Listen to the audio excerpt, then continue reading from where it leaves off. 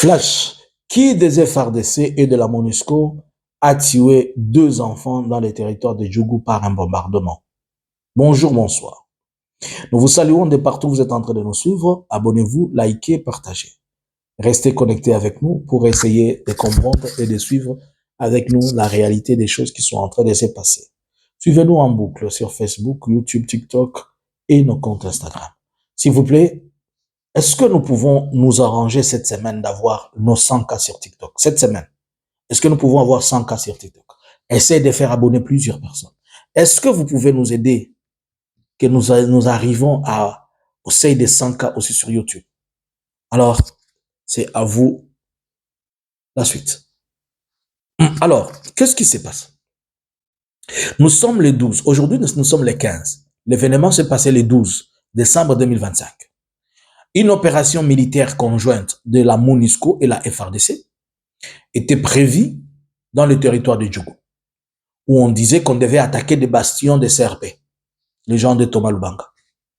Curieusement, au lieu de faire de l'attaque sur des bastions de CRP, on a attaqué des cités entières, c'est-à-dire l'agglomération dans le territoire de Djougou qui était attaqué, le village qui était attaqué n'avait rien à voir alors de ce qu'on peut appeler les bases militaires.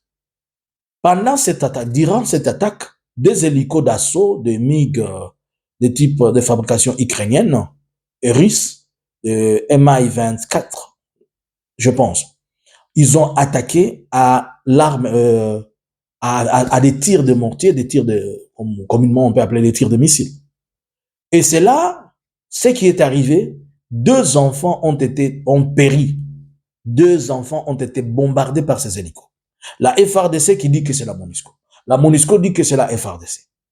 Parce que dans cette confusion-là, la responsabilité aujourd'hui, elle est partagée.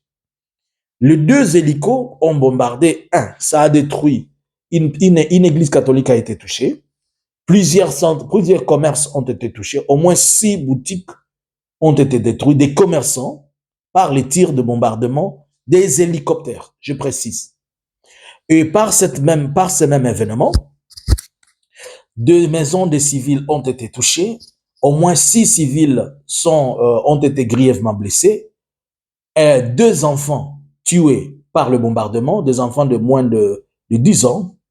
Et les autres ont perdu le pied et tout ça, c'est tellement horrible.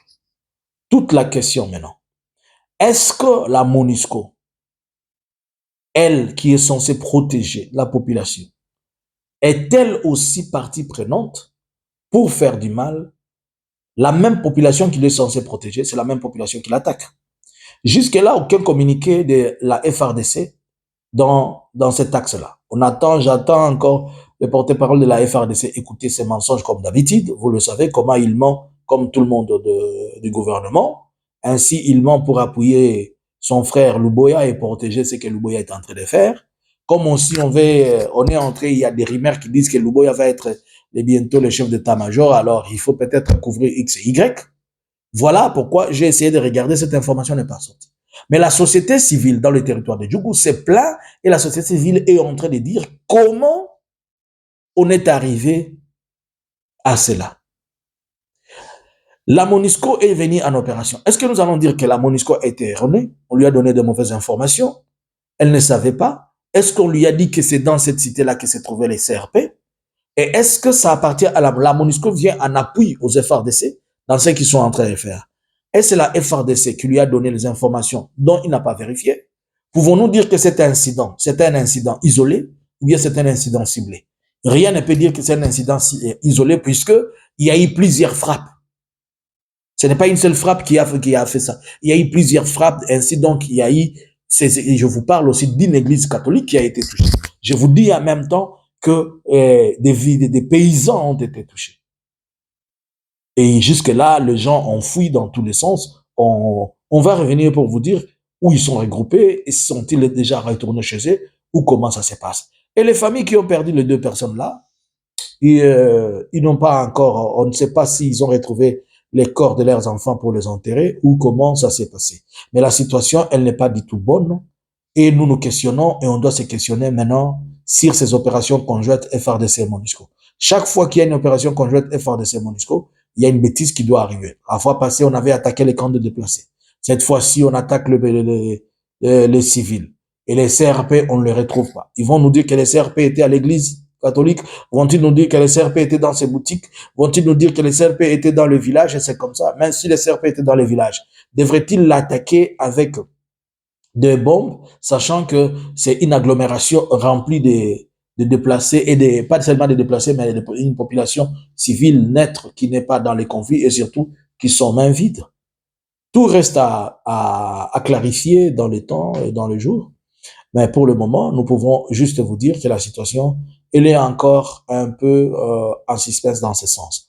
Mais les vraies opérations qui concernent à la fois le CRP et tout ça, la FARDC ne les mène pas. La FARDC fait ses opérations ailleurs, au lieu de faire de vraies opérations, au lieu de mener à vrai ce qui est censé être mené. Mais on ne comprend pas.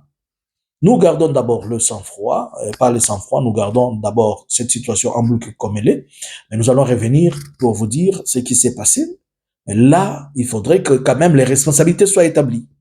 Là, on ne parle pas des crimes contre l'humanité, on ne parle pas des crimes de guerre, on ne parle pas de ceci et de cela. Je me suis toujours posé la question pourquoi, quand quelque chose se passe dans les territoires occupés par la FC Barème 23, cela fait vraiment la hine.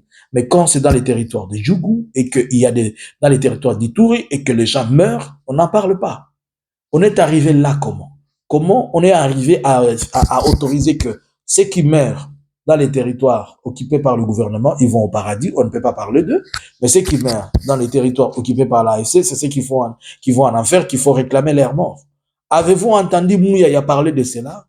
Est-ce qu'on a posé, Madame Thérèse Kayikwamba, le ministre de l'Intérieur, ont posé des questions aux représentants des Nations Unies de la MONUSCO pour lui demander comment, de justifier comment leur avion a pu bombarder des cibles civiles jusqu'à amener 2 enfants tués. Je vous dis, il y a 2 enfants tués par un hélicoptère de la MONUSCO. Les autres disent que c'est la FARDC. La FARDC dit que c'est la MONUSCO. La MONUSCO dit que ce n'est pas elle. Alors, qui a tué ces 2 enfants entre la MONUSCO et la FARDC?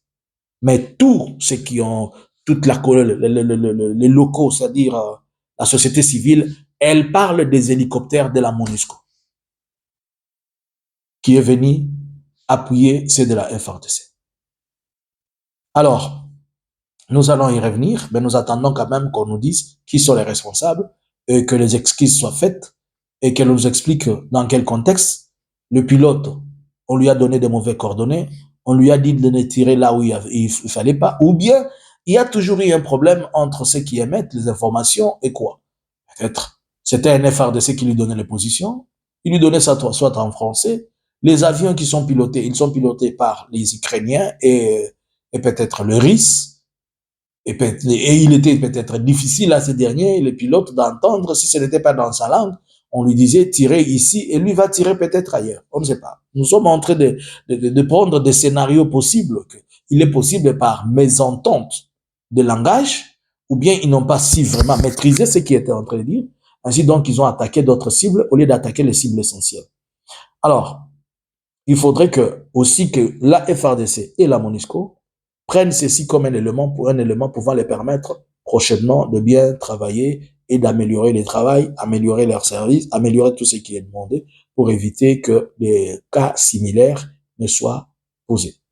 Pendant que on cherche que la criminalité, pas la criminalité, les violences essaient de diminuer, si c'est encore la MONUSCO qui est censée protéger la population, c'est elle qui se retrouve dans ces violences, ça va être quelque chose de compliqué. Merci à vous tous. Bonjour, bonsoir. Analysins Congo subscribers.